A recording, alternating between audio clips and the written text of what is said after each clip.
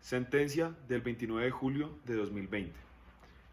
Es una casación de un fallo de segunda instancia proferido por el Tribunal Superior de Cartagena, por medio del cual se revocó la sentencia absolutoria emitida en primera instancia y la cual condenó a Melissa Andrea Moreno Laverde por el delito de lesiones con agentes químicos, ácido o sustancias similares en grado de tentativa. Los hechos. En la madrugada del 15 de enero de 2016, Melissa Andrea Moreno Laverde arrojó en contra de Erika Franco Sierra ácido clorhídrico que llevaba en un envase de refresco.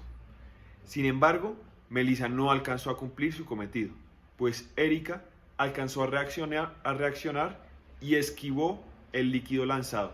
Luego salió corriendo hasta el lugar donde se hallaban unos policías, los cuales la ayudaron y capturaron a la agresora, quien todavía tenía el envase con ácido. Se le imputó el delito tentado de lesiones con agente químico, ácido o sustancias similares. Sobre los actos procesales. En la primera instancia tomó lugar el juicio oral el día 25 de julio y 4 de agosto de 2016. A su finalización, se anunció el sentido absolutorio del fallo. La absolución se dio en razón de insuficiencia probatoria. Ahora, la Fiscalía apeló esta decisión y la audiencia de apelación se dio con fecha del 8 de marzo de 2019. En el fallo de segunda instancia se revocó la decisión en primera, la decisión tomada por el acuo, y se decidió condenar a Melissa Andrea Moreno Laverde. Después se solicitó la casación.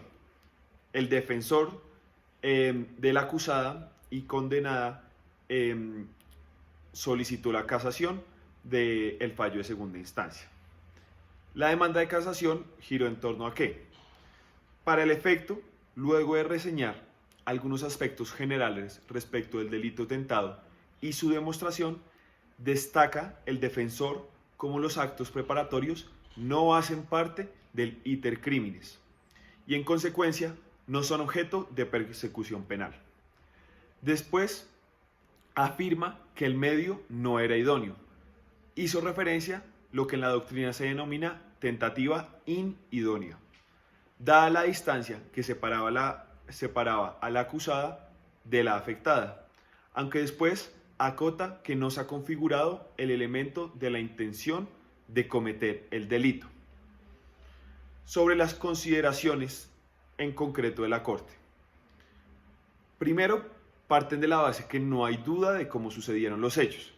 Por los medios de prueba aportados por la Fiscalía, se permite confirmar la teoría del caso.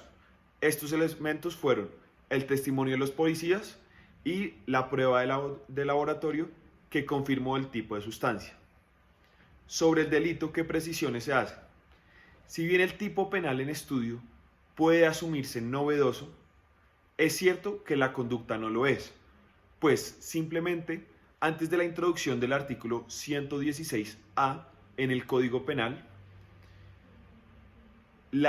introducido por la Ley 173 de 2016, conocido como más comúnmente como la Ley Natalia Ponce, las lesiones con ácido y similares se consideran propias del punible de lesiones personales y sus efectos punitivos se regulaban en razón de las consecuencias sobre la salud del afectado. El artículo 116A, en el cual el legislador vio la necesidad de crear un tipo autónomo en busca de proteger de mejor manera a la mujer, parecido a lo que sucedió con el feminicidio, pues este delito, como el feminicidio, hunde sus raíces en criterios discriminatorios. En estas condiciones se advierte cómo se buscó un criterio expansivo de la conducta, que no solo incrementó de manera superlativa la sanción, sino que abarcó los actos ejecutivos adelantados, así no se alcance la consumación. Dada su potencialidad por sí misma lesiva, referida al tipo de sustancia utilizada en el cometido dañoso, y entonces se configuró como una excepción, pues, por regla general, en los casos de lesiones personales, es necesario para juzgar y condenar, que haya un resultado. El problema jurídico en torno al cual giró la argumentación de la Corte es sobre la tentativa. Se preguntaron si en este delito en específico se contempla la tentativa y si en el caso concreto hubo tentativa. En el parágrafo segundo del artículo 116A hace expresa alusión a que la tentativa en aquel delito se regirá por lo dispuesto en el artículo 27 del Código Penal.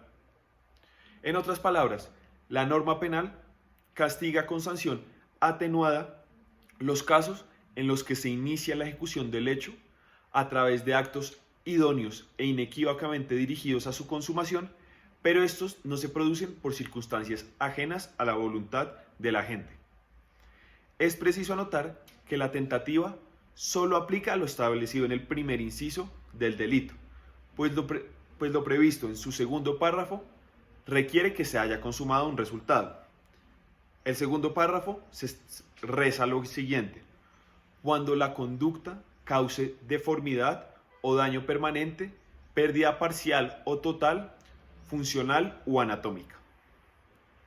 Sobre el caso concreto, la acusada superó los actos preparatorios no castigados por ley y empezó la ejecución del delito.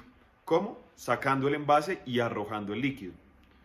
Es necesario tener en cuenta que a falta de haber dado con el objetivo no restringe la posibilidad de que se aplique la tentativa, pues el objeto de ataque no era un blanco inanimado o inmóvil, sino una persona que al advertir evidente la agresión en actos ejecutivos, representados por la exhibición del frasco y el lanzamiento del contenido, corrió para no ser alcanzada por la sustancia corrosiva. Para la sala, una vez verificadas las pruebas allegadas al proceso, es evidente que no solo el medio, sino la acción adelantada por la acusada emergen idóneos para obtener el resultado dañoso.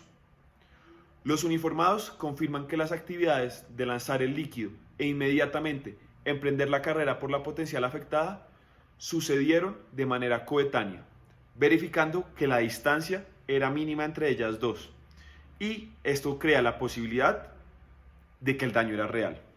Sobra señalar que precisamente la existencia de circunstancias ajenas al querer del atacante se erige en el factor fundamental que impidió la consumación del delito, lo que facultó inscribirlo en el dispositivo amplificador de la tentativa.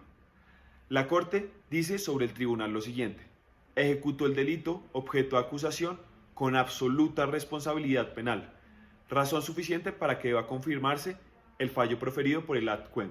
La decisión entonces fue no casar la sentencia proferida por la Sala Penal del Tribunal Superior de Cartagena, que condenó a Melissa Andrea Moreno Laverde por el delito de lesiones con agentes químicos, ácido o sustancias similares.